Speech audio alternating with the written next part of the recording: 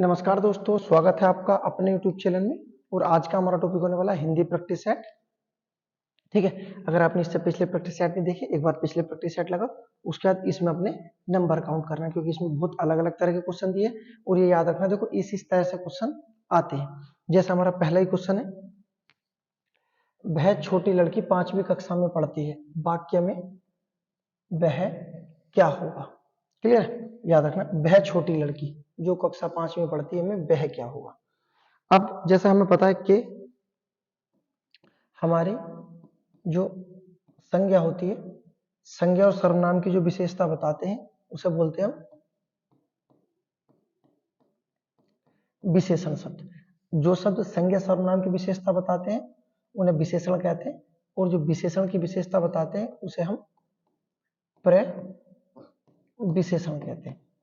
Clear, ये याद रखना, जो संज्ञा सर्वनाम की विशेषता बताए विशेषण, और जो विशेषण की विशेषता बताए प्रविशेषण।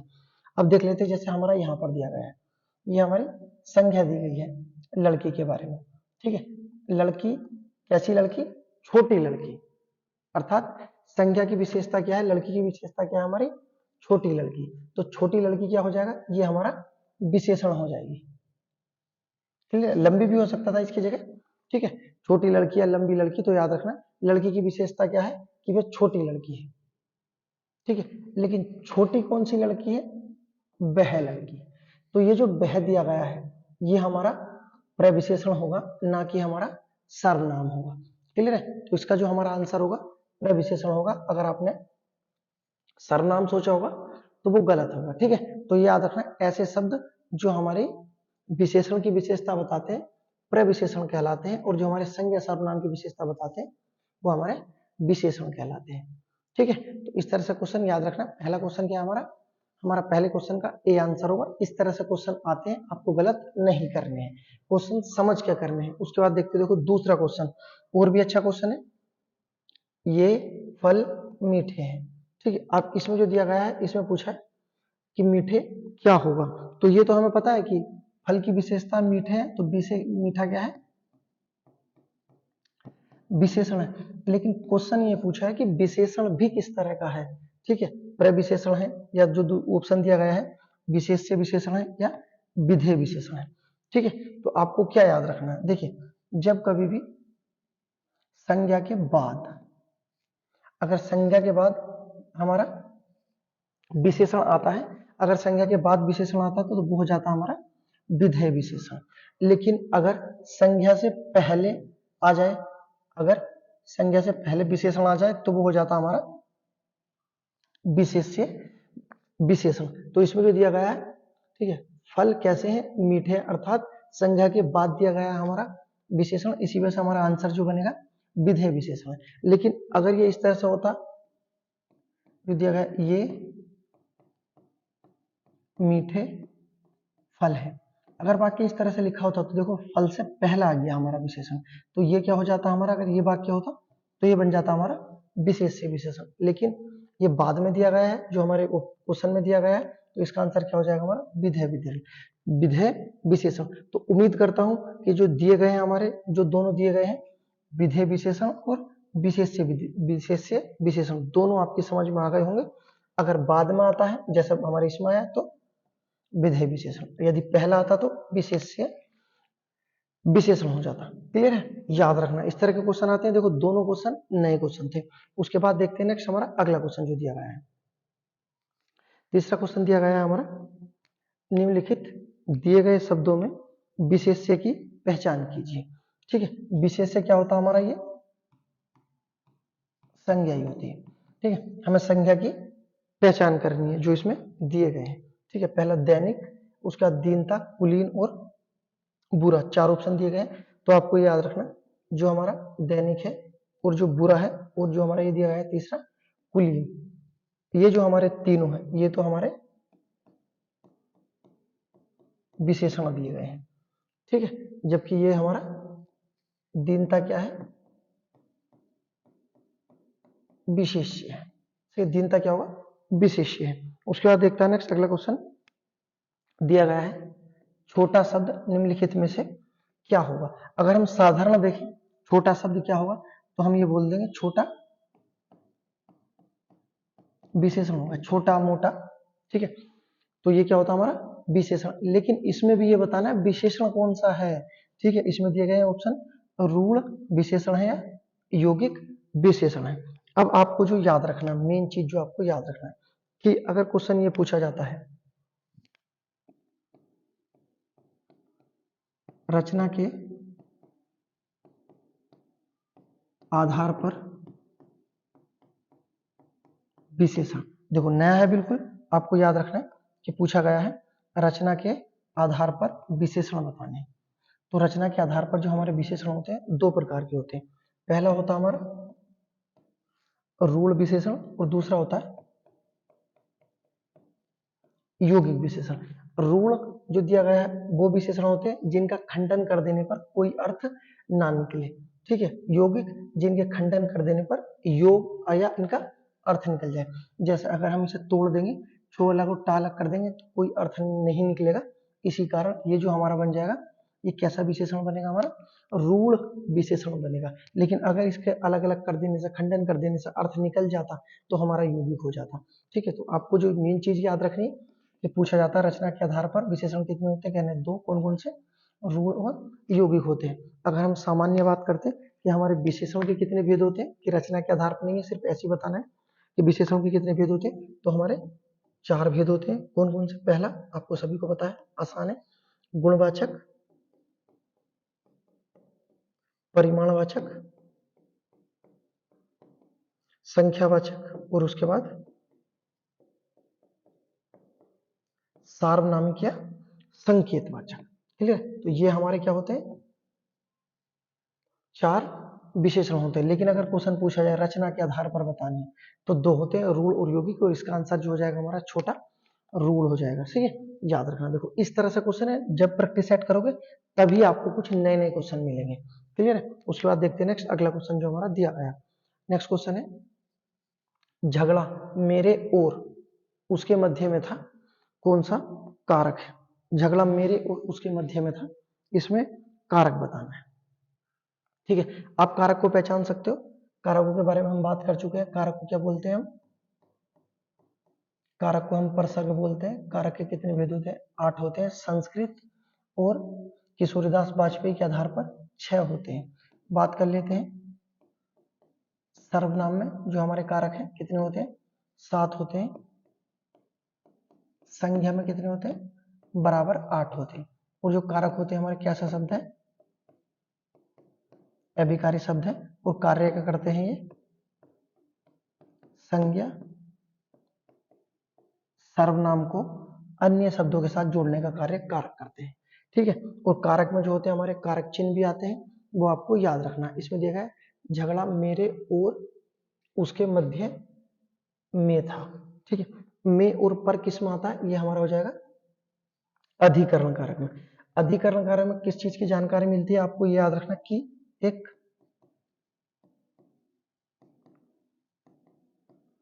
आधार की सूचना मिलती है। अगर ये पूछा जाए एक आधार की सूचना किस कारक में मिलती है, तो याद रखना अधिकरण कारक में एक आधार की सूचना मिलती है। ठीक है, उतना याद रखना। उसके बाद देखते हैं नेक्स्ट हमारा नेक्स्ट क्वेश्चन जो दिया गया है हमारा छठा क्वेश्चन।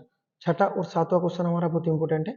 एक दिया गया है स्त्रीलिंग से और एक दिया गया है पुल्लिंग से। पहला क्वेश्चन दिया गया है हमारा पुल्लिंग के, पुल्लिंग कौन सा शब्द होगा? तो जो हमारा पुल्लिंग होता है आपको याद रखना है कि हमारा जो दिया गया है ये बचपन हमारा पुल्लिंग शब्द है। क्लियर है? याद रखना हमारा बचपन कैसा शब्द है? ये पुल्लिंग शब्द है हमारा। उसके बाद नेक्स्ट जो दिया गया है उसे देख लेते हैं। अगला क्वेश्चन हमारा देख लेते हैं जो दिया गया है। क्वेश्चन देख लेते हैं अगला जो हमारा दिया गया है। ठीक है, इसमें क्या बताना है?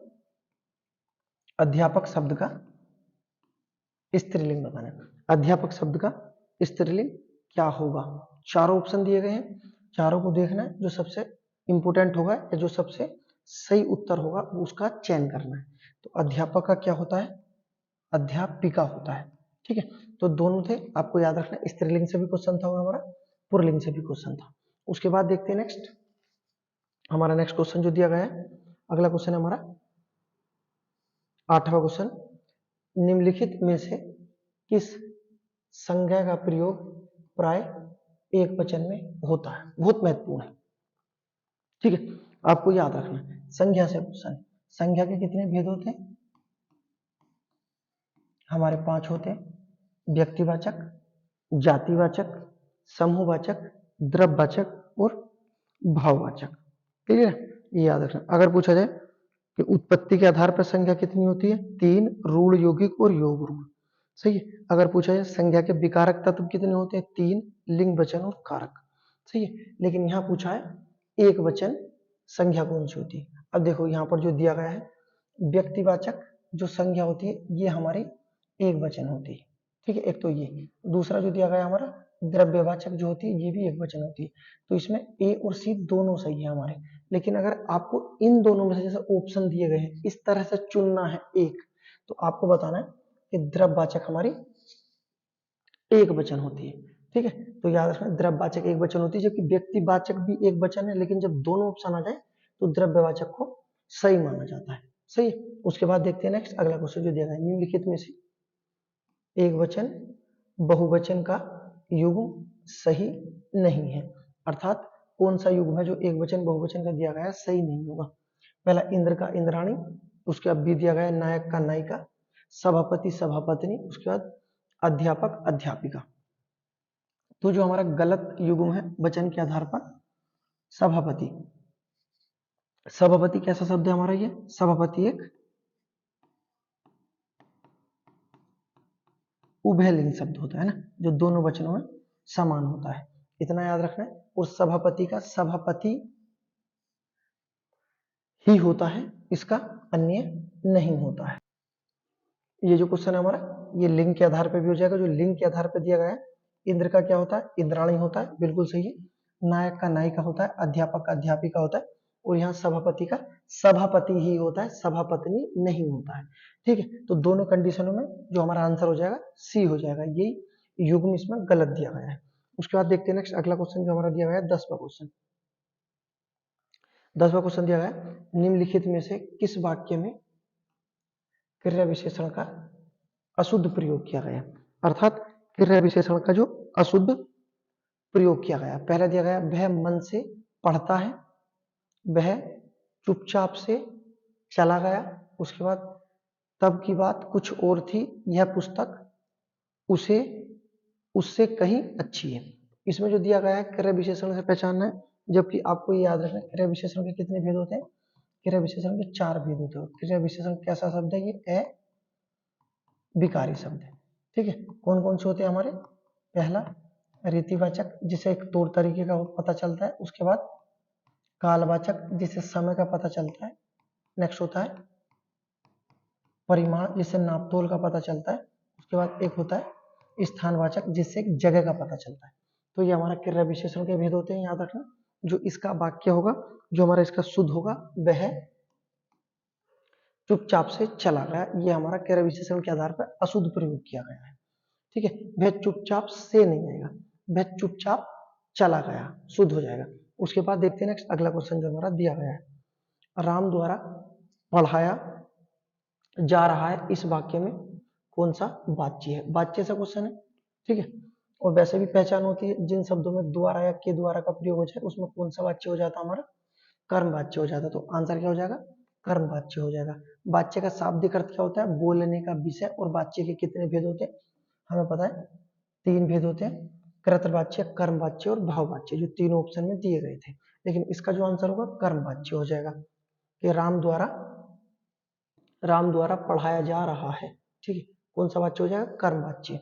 उसके बाद देखते हैं नेक्स्ट अगला क्वेश्चन जो हमारा दिया गया है, एक व्यक्ति से प्रश्न किए जाने पर उत्तर नहीं मिलता या गलत उत्तर मिलता है, तो दूसरे प्रश्न किए जाने पर वाक्यांश में कौन सा विराम चिन्ह के बारे में दिया गया है, कौन सा चिन्ह कटा हुआ है विराम चिन्ह होगा, ठीक है। इसमें विराम चिन्ह की बात की गई है, तो इसमें जो हमारा विराम चिन्ह होगा वो आपको याद रखना है, ठीक है। जब बात अपनी कंप्लीट हो जाती है तो पूर्ण विराम हो जाता है, पूर्ण विराम का चिन्ह याद रखना। उसके बाद जो आपका ए ऑप्शन में प्रश्नवाचक इस तरह से होता है, विस्मयादि का जो होता है आपका ये होता है, और जो हमारा दिया गया है अर्ध विराम, ये याद रखना विराम चिन्ह पूछे जाते हैं। उसके बाद नेक्स्ट ब्राह्म चिन्हों की जो संख्या कितनी है, 20 है। कौन सी भाषा से लिए गए हैं, ये हमारे अंग्रेजी भाषा से लिए गए हैं, ठीक है। जबकि योजक जो हमारा ब्राह्म चिन्ह होता है, इसका प्रयोग हम कहाँ नहीं करते, तो याद रखना संस्कृत में इसका प्रयोग योजक चिन्ह का नहीं किया जाता है, ठीक है। तो याद रखना चिन्हों से क्वेश्चन आते हैं। उसके बाद देखते हैं नेक्स्ट अगला क्वेश्चन जो हमारा दिया गया है। नेक्स्ट क्वेश्चन है हमारा, क्वेश्चन दिया गया है हमारा 13 से 14 तक दिए गए शब्दों में सर्वोच्चतम विलोम शब्द जो सबसे सटीक होगा, सबसे अच्छा विलोम शब्द होगा, उसका चयन करना है। जो दिया गया है हमें पूछा है अंत का विलोम शब्द क्या होगा, तो अंत का होगा आदि, ठीक है। अंत का आदि विलोम शब्द याद होने चाहिए। उसके बाद इति का क्या होता है, आपको याद करना, इति का अथ होता है। उसके बाद अग्र का जो विलोम शब्द होगा, अग्र का पश्च होता है। उसके बाद अपूर्ण का पूर्ण हो जाता है। इसी तरह से विलोम करने, जब आप विलोम करने बैठो चार ऑप्शन होंगे, चारों का आंसर होना चाहिए, इसी आधार से विलोम शब्द होंगे। उसके बाद नेक्स्ट दिया गया हमारा गुप्त का क्या होगा, तो सभी को पता है, बिल्कुल आसान है। गुप्त का होगा प्रकट, जबकि प्रकाश का क्या होगा अंधकार, जागृत का सुसुप्त और जागृति का सुसुप्ति। उसके बाद नेक्स्ट जो दिया गया है निर्मल का होगा मलिन, निर्मल का क्या होगा मलिन। गुप्त का जो दिया गया था प्रकट था, ठीक है। अब देख लेते हैं नेक्स्ट अगला जो क्वेश्चन दिया गया है।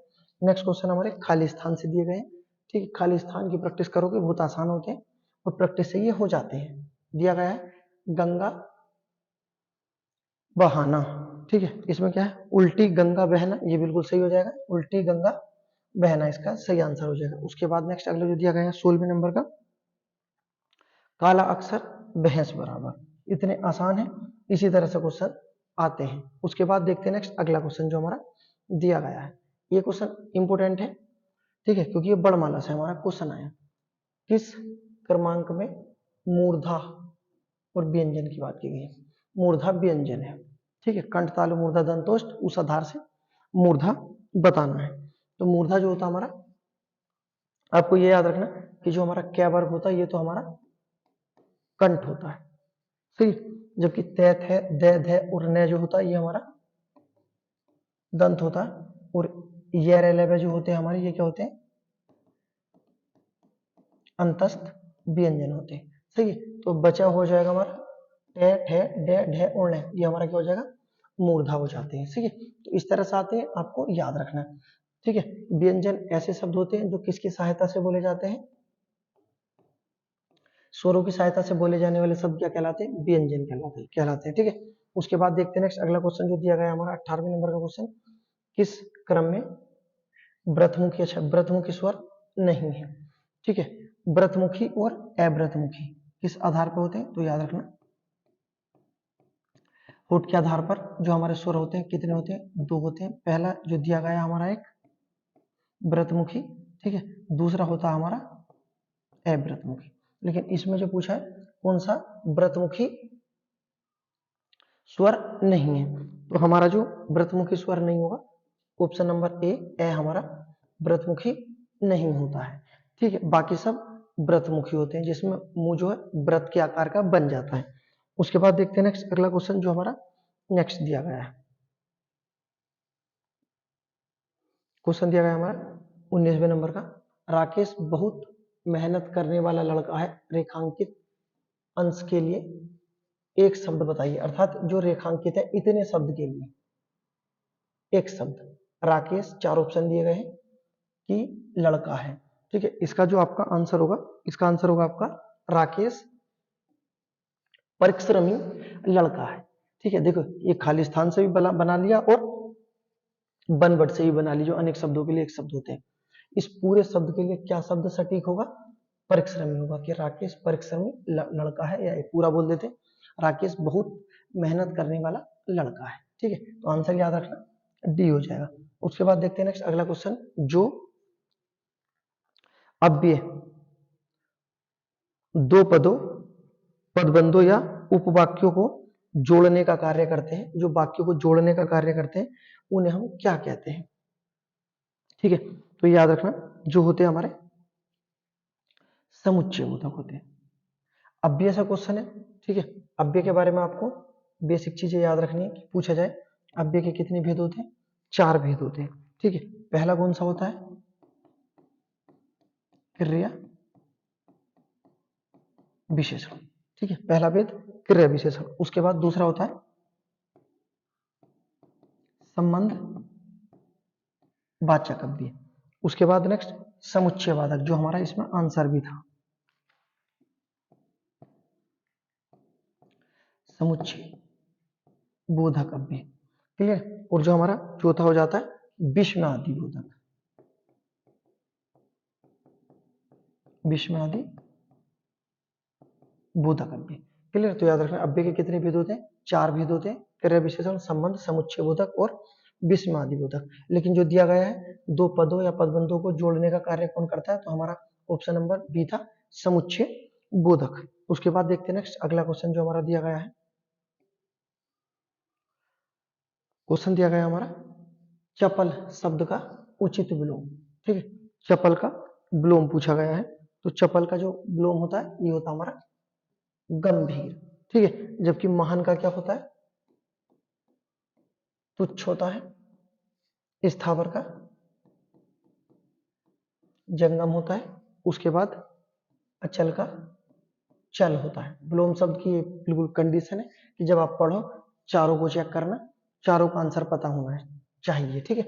उसके बाद देखते हैं नेक्स्ट अगला क्वेश्चन जो हमारा दिया गया है, नौकर के लिए, अच्छा नौकरी, नौकर नहीं, नौकरी, नौकरी के लिए लिखे जाने वाले पत्र को क्या कहते हैं, अर्थात जो नौकरी के लिए पत्र लिखा जाता है उसे क्या कहते हैं। पत्र लेखन से क्वेश्चन है, तो याद रखना जो नौकरी के लिए पत्र लिखा जाता है उसे क्या कहते हैं, आवेदन पत्र कहते हैं, ठीक है। याद रखना नौकरी के लिए लिखा जाने वाला पत्र आवेदन पत्र होता है। जबकि शिकायत के लिए प्रार्थना पत्र हो जाता है, किसी को निमंत्रण देने के लिए निमंत्रण पत्र होता है, और किसी बात की सूचना देने के लिए सूचना पत्र हो जाता है। सारे पत्र हैं, याद रखने। इसमें क्या दिया गया था, नौकरी के लिए लिखे जाने वाला पत्र आवेदन पत्र होता है। उसके बाद देखते हैं नेक्स्ट अगला क्वेश्चन जो हमारा दिया गया है। क्वेश्चन है अपने मित्र को पत्र भेजते समय उसके पते के अंत में, ठीक है, क्या लिखेंगे। अर्थात जब हम किसी को पत्र भेजते हैं तो उसमें सबसे लास्ट में क्या लिखते हैं।